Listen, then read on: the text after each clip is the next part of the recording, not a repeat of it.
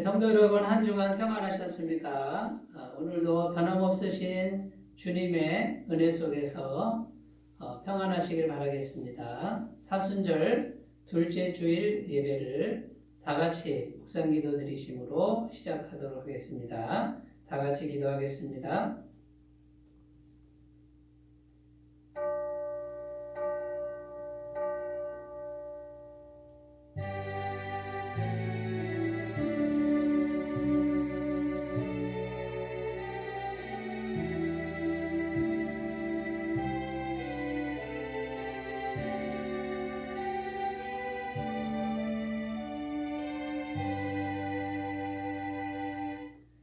오직 여호와는 그 성전에 계시니 온 땅은 그 앞에서 잠잠할지니라 하시니라. 하나님은 영이시니 예배하는 자가 영과 진리로 예배할지니라. 아멘. 거룩하신 하나님 아버지, 평안과 안식을 주시기 위하여 구별하신 주일 아침에 저희를 주님 가까이 불러주시고 예배하는 자녀로 삼아 주시니 감사를 드립니다. 저희의 마음을 성령으로 충만케 하사 창조주 하나님께 찬양과 경배를 올리게 하시고 십자가를 지신 성자 예수님께 감사를 드리게 하옵소서. 고단한 인생길에 동행하시며 우리의 삶을 인도해 주시는 하나님께 감사를 드리옵고 우리를 구원하신 우리 주 예수님의 이름으로 기원하옵나이다. 아멘. 다 같이 찬송가 25장 함께 부르겠습니다.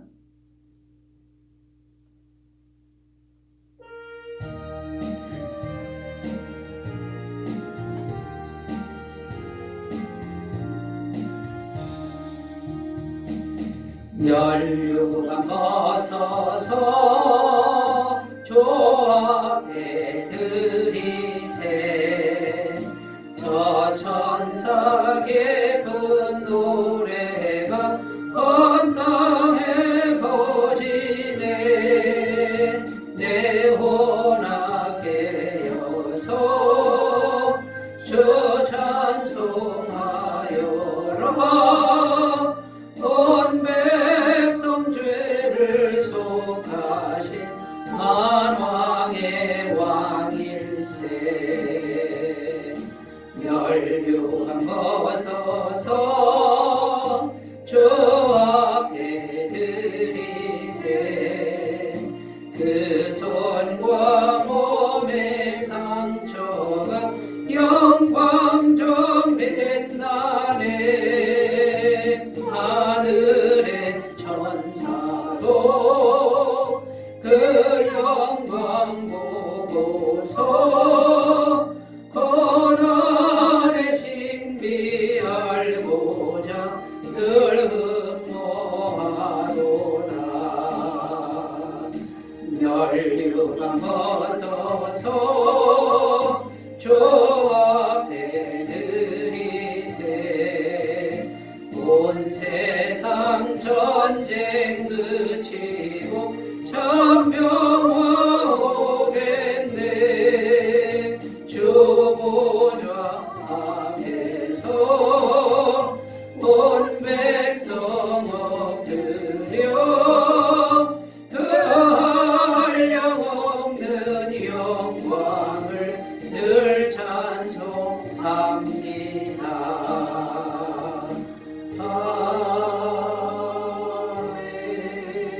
아멘. 다 같이 사도신경으로 신앙 고백드립니다. 나는 전능하신 아버지 하나님 천지의 창조주를 믿습니다. 나는 그의 유일하신 아들 우리 주 예수 그리스도를 믿습니다.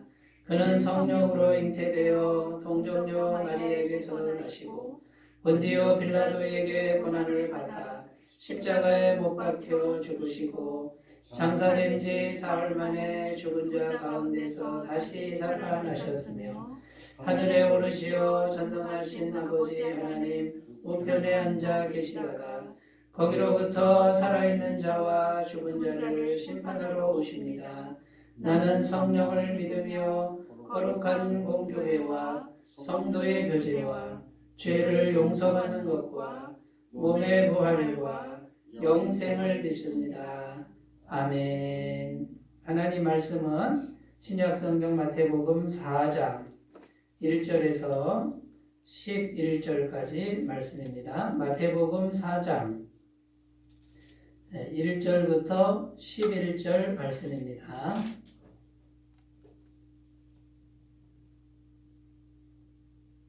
신약성경 4페이지에 있습니다. 마태복음 4장 1절에서 11절 말씀을 제가 봉독해 드리겠습니다.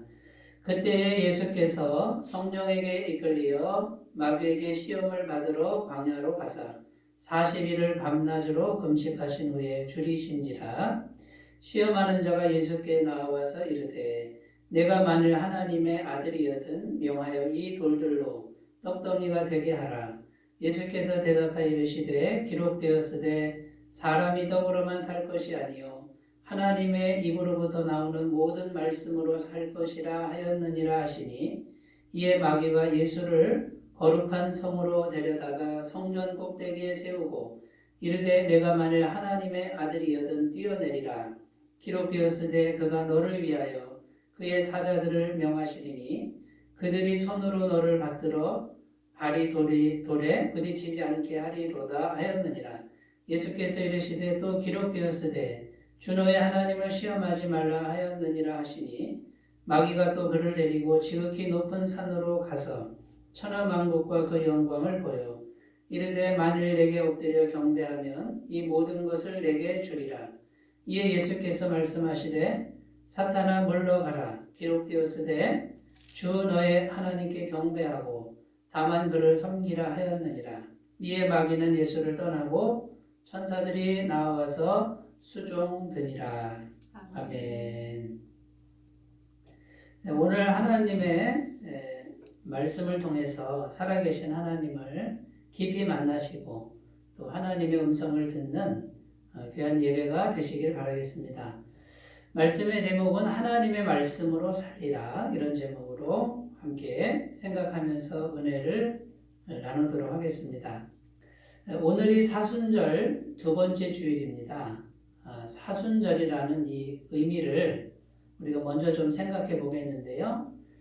사순이라는 뜻은 40일이라는 뜻입니다. 그 순자가 열흘을 의미하는 거죠. 초순, 중순, 하순. 우리가 보통 이렇게 말하는데 열흘을 의미하니까 4 곱하기 열흘이니까 40일이 됩니다.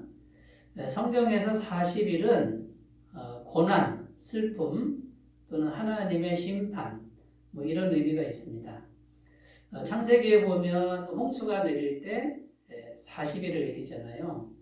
무시무시한 하나님의 심판이고 또 두려움의 시간입니다. 또 모세가 하나님의 산 시내산에 올라가서 40일을 기다립니다. 금식하며 아무것도 먹지 못하는 그 기간 동안 하나님을 기다릴 때 그 40일은 모세에게 있어서는 생명을 거는 이제 그런 시간이라고 할 수 있는 것이죠.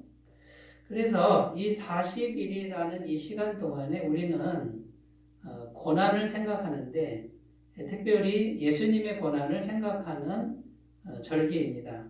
예수님께서 십자가에서 피 흘려 죽으신 것은 물론이고 전능하신 하나님의 아들께서 이 세상에 오셔서 고난의 생애를 사셨습니다.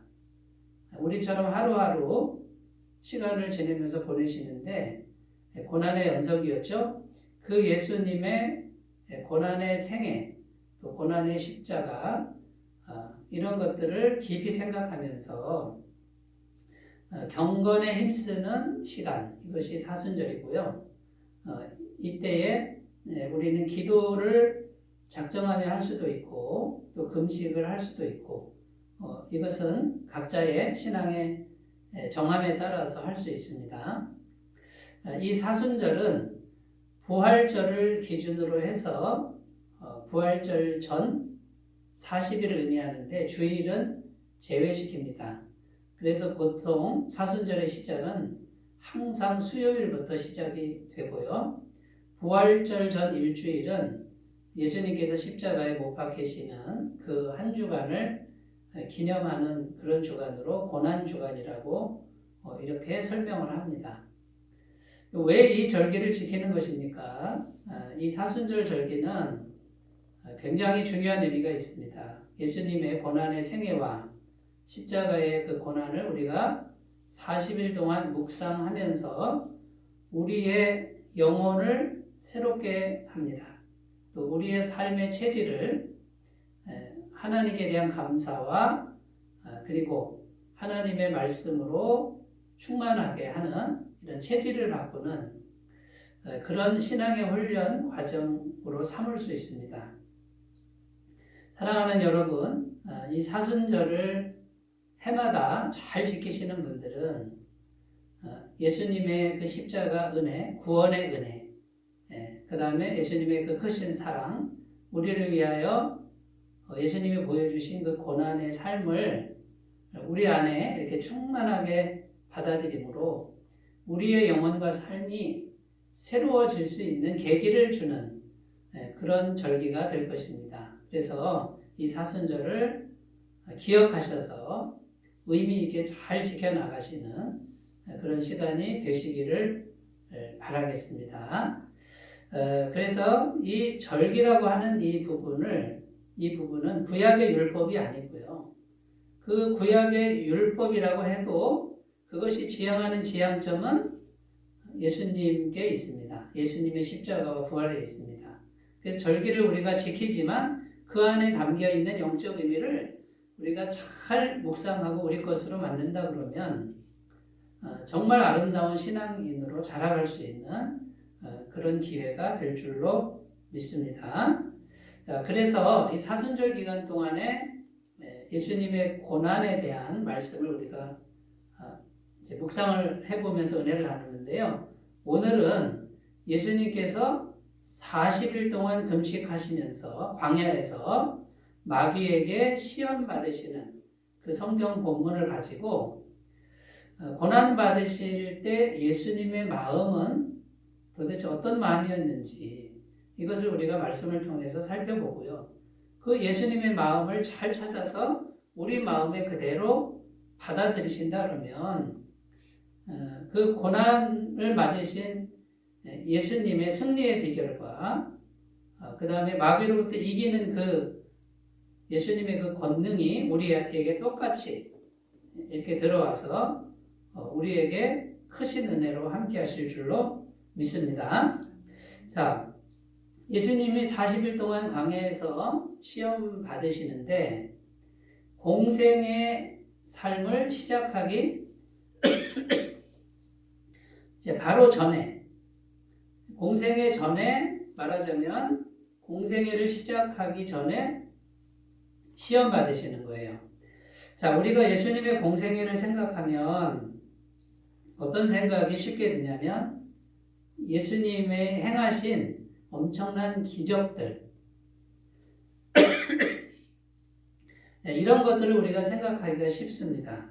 예수님이 수많은 병자를 고치셨습니다. 병 고치는 거죠. 엄청난 기적이죠. 귀신을 쫓아내셨습니다. 축사의 기적입니다. 죽은 자도 살립니다. 죽은 나사로도 살리잖아요. 그 다음에 바람을 잠잠케 하고 물리를 걷는 정말 사람이 할 수 없는 희한한 능력도 행했습니다. 예수님의 공생애 기간 동안에 이런 게 많았습니다. 그러면 공생애를 딱 생각하면 예수님의 권능, 기적 이런 걸 생각하기가 쉬운데 그러면 여러분 예수님의 마음 속에는 정말 기적과 권능에 대한 생각이 충만하셨을까? 그 생각만 있었을까? 라고 하는 질문을 우리가 같이 해보았으면 좋겠습니다. 자, 근데 오늘 말씀에 보면 마귀에게 광야에서 시험을 받으시는데 오늘 말씀에는요 권능이나 능력이나 엄청난 기적이 전혀 나타나지 않는다라는 거예요. 어떻게 물리치시냐면 말씀으로, 그것도 구약성경에 기록된 말씀으로만 물리치십니다.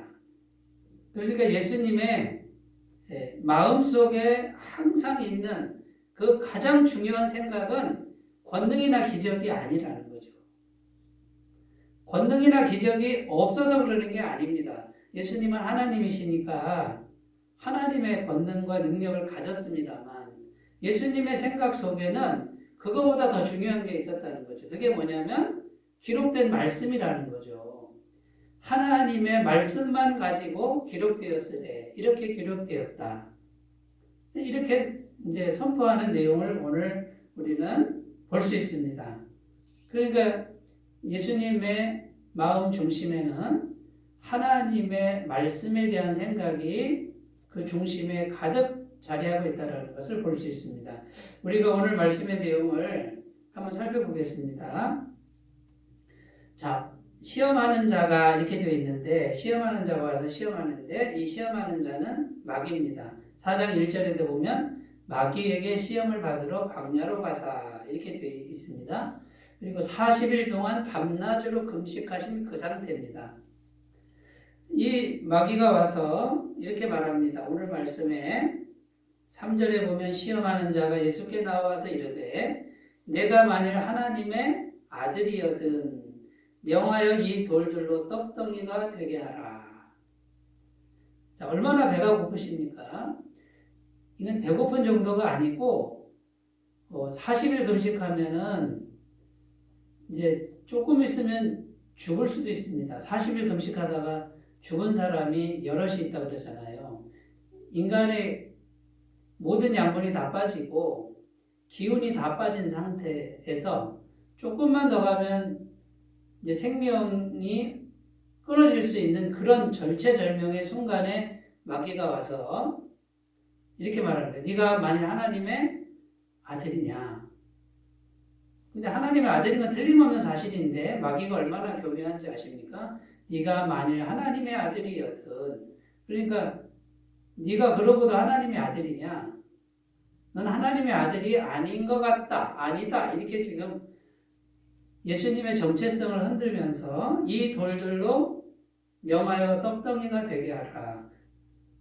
예수님은 돌을 명하여 떡을 만드실 수 있었습니다.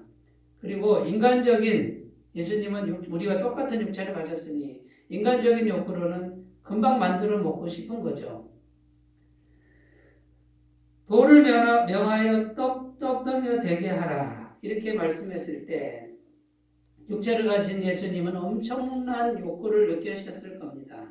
그런데 예수님은 꿈쩍도 하지 않고 4절에 이렇게 기록합니다. 예수께서 대답하여 이르시되 기록되었으되 사람이 떡으로만 살 것이 아니요 하나님의 입으로부터 나오는 모든 말씀으로 살 것이라 하였느니라. 이 말은 돌들 명하여 떡덩이 만들지 않겠다. 사람이 떡으로만 사는 것이 아니라 하나님의 말씀으로 사는 것이다. 하고 사단이 말하는 것을 거절하는 겁니다. 이 말씀의 의미는 뭐냐면 떡을 못 먹어서 죽을 것 같으면 죽겠다라는 거예요. 그냥 죽겠다. 죽음을 받아들이겠다. 그러니까 예수님께서는 지금 권능이나 기적을 얼마든지 행하실 수 있습니다. 아주 쉬운 일이었습니다.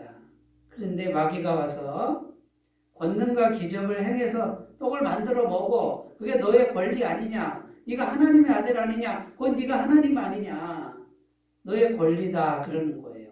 근데 예수님은 기록되었으되 이때 예수님이 어떻게 하셨을까요? 예수님 혼자 결정하면 얼른 만들어 먹을 수 있었습니다만 예수님은 어떻게 이 결정을 하셨을까요? 예수님 안에 계신 성령 하나님과 대화하신 거예요. 성령 하나님께 묻고 어떻게 할까요? 라고 물었는데 성령 하나님께서 말씀이 생각나게 했는데 그 말씀은 기록된 말씀이 생각나게 하신 겁니다. 자, 죽을 수도 있는데 예수님은 어떤 결정을 내립니까? 예수님 안에 계신 성령님이 기록된 말씀을 생각나게 하실 때 죽을지라도 생명을 잃을 수도 있습니다만 성령님께서 생각나게 하시는 기록된 말씀에 철저하게 순종하는 모습을 보여준다라는 것입니다. 예수님은 아무것도 하지 않았습니다. 기록된 말씀을 떠올리고 선포만 했는데 마귀가 거절당하는 거예요. 마귀가 물러가는 거죠. 여러분, 그러니까 예수님의 마음속에는 권능이나 기적이나 물론 예수님 안에 충만했습니다. 근데 그게 우선이 아니라 권능을 행할 때에도 어떻게 행하는 겁니까? 예수님 안에 계신 성령님이 권능을 행하라는 말씀을 주실 때 순종한 것이지, 말씀과 떨어져서 성령님과 떨어져서 독단적으로 내가 권능을 행하리라 이런 신적이 한 번도 없다라는 거예요. 그러니까 예수님은 모든 순간에 권능을 행하는 순간이든 40일 금식의 순간에 죽는 순간이든 십자가를 지시고 피 흘리시고 조롱받는 순간이든 예수님은 언제든지 성령님과 연결이 되었고 그분이 주신 기록된 말씀을 떠올리시고 그 말씀에 철저히 순종했던 분이라는 거예요. 이것이 예수님이 고난의 현장, 고난의 시간을 통과하는 방법이셨습니다. 그러니까 예수님은 고난이 와도 죽음이 와도 배고픔이 와도 생명의 위협이 와도 어떻게 한다고요? 기록된 말씀을 성령 안에서 찾고 그 말씀에 철저하게 순종하는, 이것을 완벽하게 행하신, 죄가 하나도 없는 완벽한 순종을 행하신 하나님의 아들의 모습을 유지할 수 있고 죄가 하나도 없이 이 세상을 사실 수 있는 그런 길을 걸어가셨다라는 것입니다. 사랑하는 여러분, 예수님의 고난을 우리가 묵상하는 이 사순절 기간에 우리는 어떤 걸 생각해야 될까요? 무작정 금식하고 무작정 작전 기도하고 무작정 고기 안 먹고, 이건 너무 단편적인 거죠. 왜 예수님이 그렇게 고난의 길을 가셔야 했을까요? 그것은 철저하게 말씀에 순종하기 위해서, 말씀에 순종하려다 보니까 고난이 오는 거예요. 그런데 말씀에 철저히 순종하기 위해서 그 고난을 기꺼이 받아들인 거예요. 그래서 예수님의 고난은 십자가까지 이어졌습니다. 그런데 십자가에서 그렇게 고통을 당하고 온몸이 찢기고 피를 흘려도 기록된 말씀대로 그대로 순종해 갑니다. 겟세마네 동산에서 예수님은 아버지여 할 수 있거든 이 잔을 내게서 지나가게 하옵소서. 그러나 나의 원대로 마옵시고 아버지의 원대로 하옵소서. 철저히 말씀에 순종하고 그 길을 걸어가셨다라는 것이죠. 그것이 구약 성경에 기록된 메시아에 대한 말씀이었습니다. 메시아가 십자가에 못 박혀 피 흘려 이 세상의 모든 죄를 다 해결하시고 죄값을 지불하시는 그 고난의 길을 걸어가는 메시아의 그 예언이 구약 기록된 말씀에 기록되어 있지 않습니까? 그 말씀을 그대로 순종하며 가시는 거예요. 그래서 고난의 길을 가실 수밖에 없었던 것이죠. 그러면 이 사순절은 예수님의 그 고난의 길을 가신 예수님의 그 마음 중심에 뭐가 있냐 말이에요. 그 마음 중심에 말씀에 대한 순종, 철저한 순종, 그것이 있었다라는 것이죠. 사순절 기간 동안에 우리는 기도해야 되는데 왜 기도해야 되죠? 무엇을 기도해야 되는지요? 성령의 능력을 받아서 권능을 행해서 나를 드러내는 게 아니라 성령의 능력 받아서 말씀을 순종해 가는 거예요. 힘들어도 말씀에 순종해 가는 그 믿음이 자라도록 하는 것이 사순절인 줄로 믿습니다. 자, 오늘 말씀에 이제 두 번째 시험, 마귀가 예수님을 거룩한 성으로 데려갔다고 그래요. 5절에 보면 이에 마귀가 예수를 거룩한 성으로 데려다가 성전 꼭대기에 세우고 이르되 내가 만일 하나님의 아들이거든 뛰어내리라. 기록되었을 때 그가 너를 위하여 그의 사자들을 명하시리니 그들이 손으로 너를 받들어 발이 돌에 부딪히지 않게 하리로다 하였느니라. 이 마귀가 제안한 것이 뭐냐면 성전 꼭대기에서 뛰어내려 봐라. 그러면 성부 하나님이 천사를 보내서 딱 받쳐줄 거다. 볼이 안 닿게 딱 안전하게 받쳐줄 거다. 한번 해봐라. 네가 만약 하나님의 아들이거든 이 정도는 보여줘야지. 이게 마귀의 음성이에요. 그런데 예수님이 이렇게 또 기록된 말씀으로 대답합니다. 예수께서 이르시되 또 기록되었으되 주 너의 하나님을 시험하지 말라 하였느니라. 자, 하나님을 시험해 보라는 게 마귀의 작전이에요. 하나님을 시험하라는 거죠. 뭘 시험할까요? 네가 만약에 하나님의 아들이면 성전에서 딱 뛰어내리면 하나님이 틀림없이 받아줄 거야. 그거 한번 보여줘봐. 하나님의 사랑을 의심시키는 거죠. 내가 성전에서 뛰어내리면 죽게 내버려 두실까? 아니면 나를 받아주실까? 한번 시험해볼까? 근데 마귀가 와서 시험해봐. 정말 하나님이 그런지 시험해봐. 그리고 그렇게 해야 네가 하나님의 아들이지. 딱 받아줘야 하나님의 아들이지. 예수님이 뭐라 그러십니까? 기록되었으되 주 너의 하나님을 시험하지 말라 하고 꿈쩍도 안 하십니다. 권능을 행한 것도 없고 기적을 행한 것도 없습니다. 기록된 말씀으로 물리칩니다. 누가 이 말씀을 생각나게 하셨습니까? 성령께서 어린 시절 읽었던 말씀을 이 순간에 생각나게 하시고 말씀에 순종하는데 마귀가 떠나가는 거예요. 하나님을 시험하지 말라는 거죠. 하나님은 언제나 사랑이십니다. 하나님은 언제나 우리와 함께 하십니다. 하나님은 눈동자처럼 우리를 보고 계십니다. 하나님은 우리를 위해서 못하실 것이 없습니다. 하나님은 우리의 아버지십니다. 하나님은 우리를 위해 모든 걸 주시는 분입니다. 이 말씀을 아멘 아멘 의심하지 말라는 거예요. 그런데 지금 예수님의 상황은 어떤 상황입니까? 40일을 굶었습니다. 곧 죽을 것 같습니다. 40일 굶을 때까지 아무 일도 일어나지 않았습니다. 광야의 사막에 버려진 것 같습니다. 곧 죽을 것 같은데 하나님 왜 나를 죽을 것 같은 이 상황에 그냥 내버려 두시고 마귀가 와서 계속 괴롭히는데 뭐하고 계십니까? 이렇게 말씀하실 수도 있었습니다. 그런데 예수님은 그 순간에도 주 너의 하나님을 시험하지 말라. 하나님 의심하지 말라는 거예요.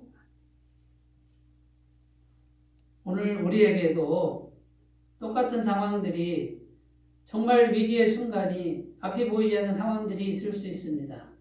그때에 하나님을 시험하지 말고 끝까지 하나님의 사랑을 믿으시기를 바라겠습니다. 오늘 말씀의 또 다른 의미는 네가 하나님의 아들 메시아 구원자냐?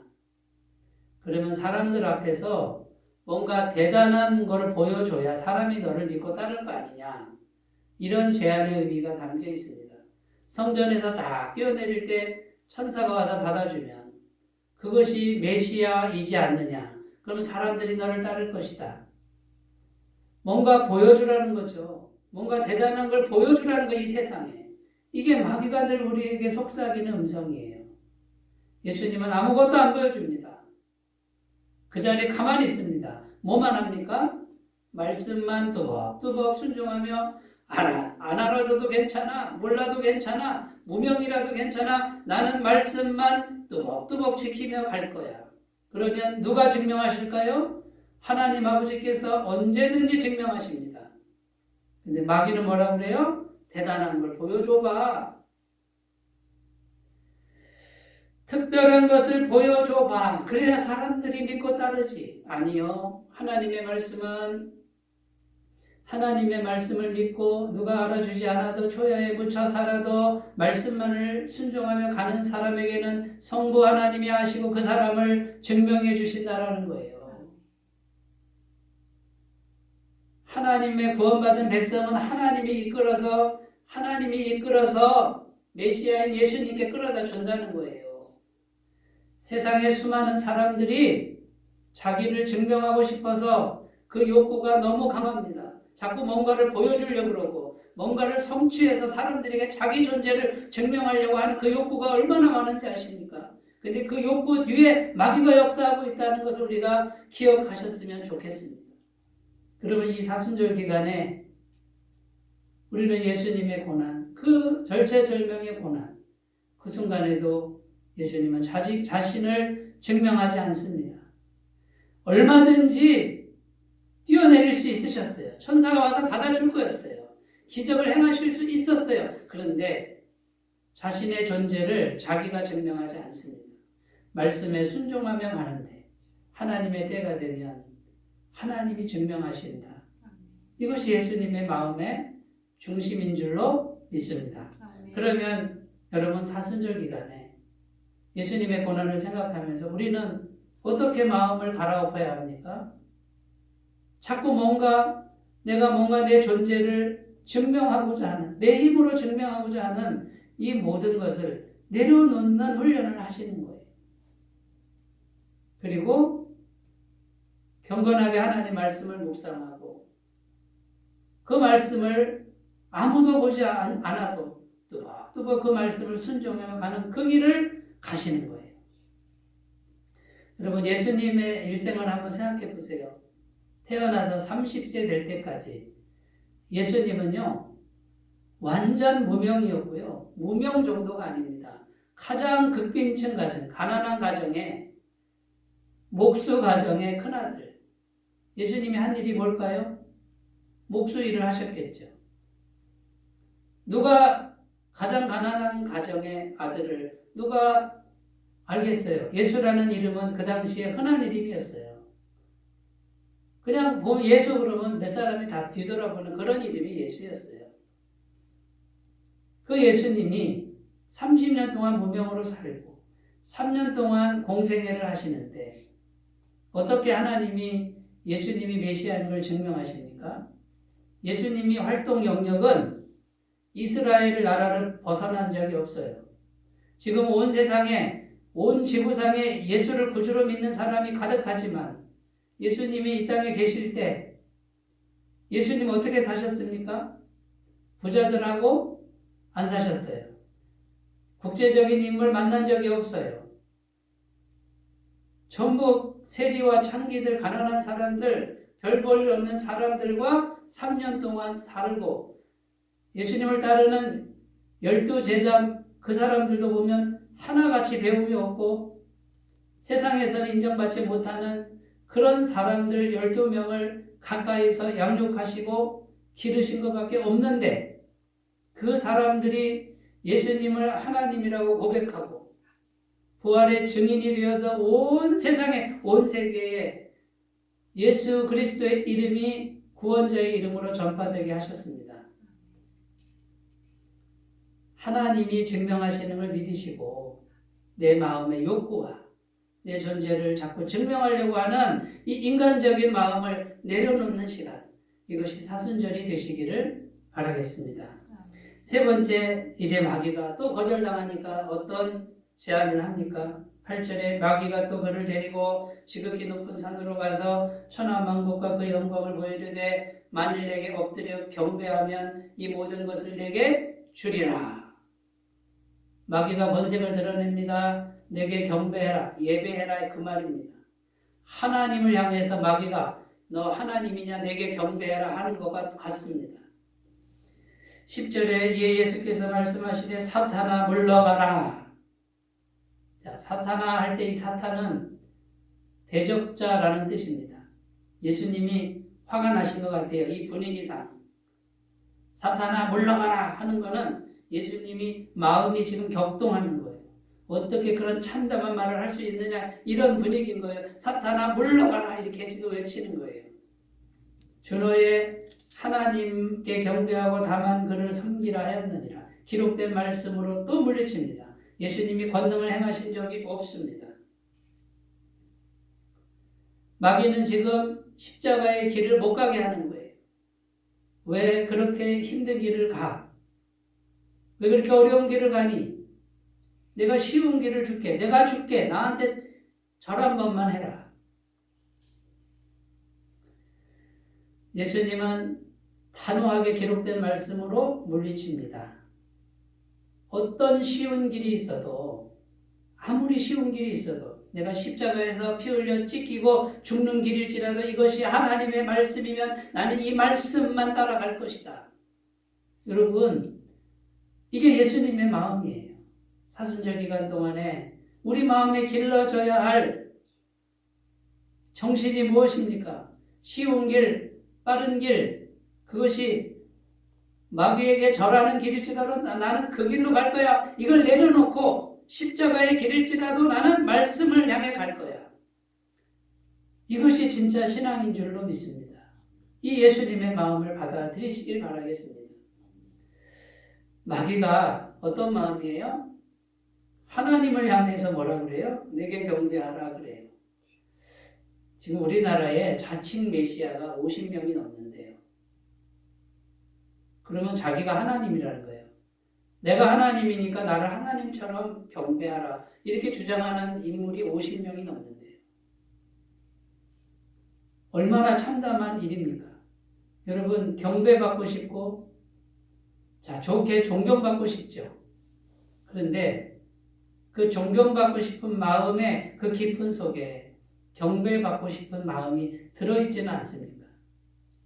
내가 영적으로, 신앙적으로도 내가 우월하다라고 하는 그 마음 속에 경배받고 싶은 마음이 있지 않습니까?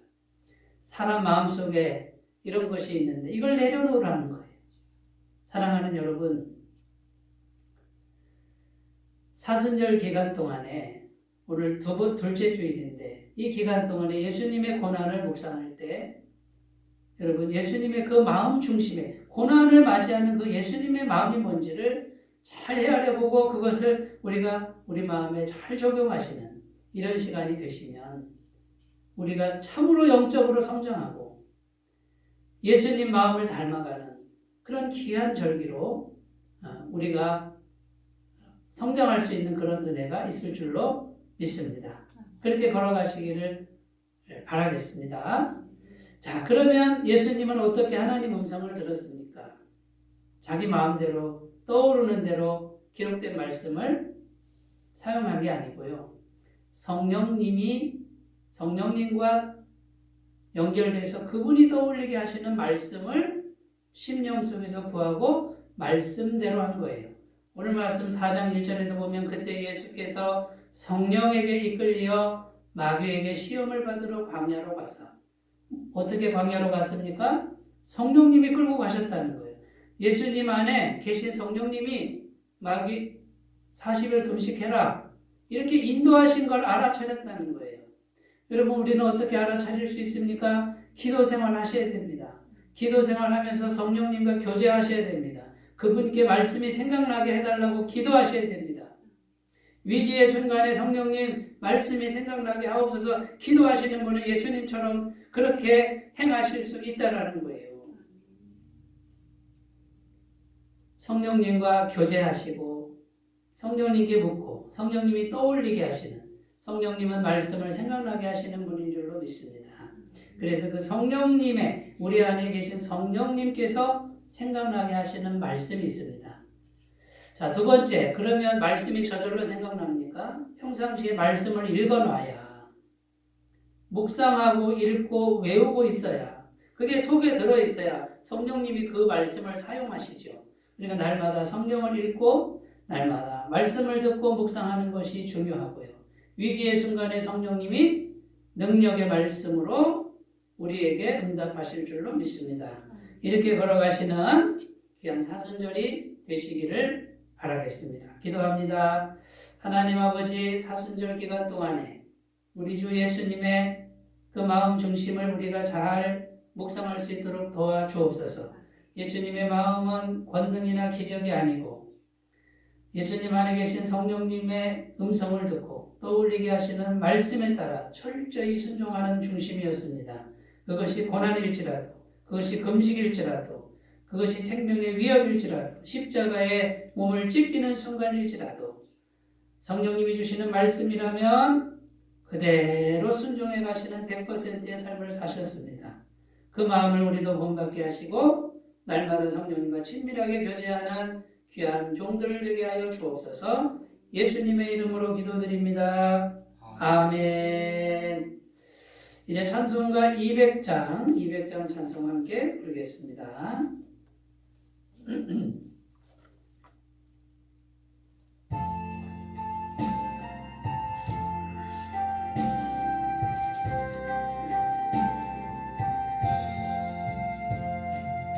달고 묘한 그 말씀 생명의 말씀은 귀한 그 말씀 진실로 생명의 말씀이 나의 길과 내는 밝히 보여주니 아름답고 귀한 말씀 생명샘이로다 아름답고 귀한 말씀 생명샘이로다 귀한 주님의 말씀은 내 노래 되도다 모든 사람을 살리는 생명의 말씀을 값도 없이 걸어 생명길을 거리 아름답고 귀한 말씀 생명샘이로다 아름답고 귀한 말씀 생명샘이로다 널리 울리어 퍼지는 생명의 말씀은 마음의 용서와 평안을 골고루 주나니 다만 예수 말씀 듣고 복을 받네 아름답고 귀한 말씀 생명샘이로다 아름답고 귀한 말씀 생명샘이로다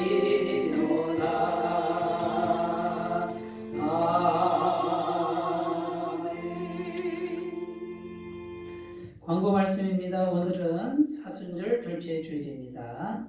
사순절 기간 동안에 주님의 십자가 고난을 생각하며 절제와 경건에 힘쓰시기를 바라겠습니다. 코로나 바이러스 방역 수칙을 잘 준수해 주시기를 바라겠습니다. 매일 10분 묵상 성실하게 잘 참여해 주시고요. 올 한 해 동안에 한 사람이 한 사람 전도하는 이 일을 위해서 성령님께 기도해 주시기를 바라겠습니다. 헌금은 헌금함이나 교회 계좌로 헌금해 주시기를 바라겠습니다. 이제 찬송가 384장 부르시고 축도로 예배를 마치겠습니다.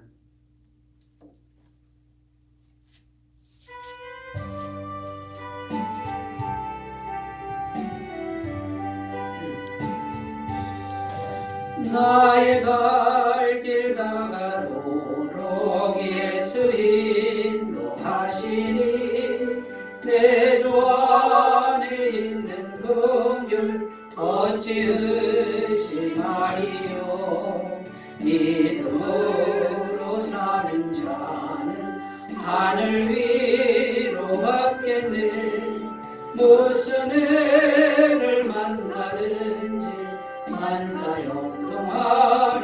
만사형통하리라 무슨 애를 만나든지 만사형통하리라 나의 갈 길 다가도록 예수 인도하시니 어려운 일 당한 때도 족한 은혜 주시네 나는 시비보다 나고 영혼 매우 바라나 나의 앞에 반석에서 샘물나게 하시네 나의 앞에 반석에서 샘물나게 하시네 나의 갈 길 다가도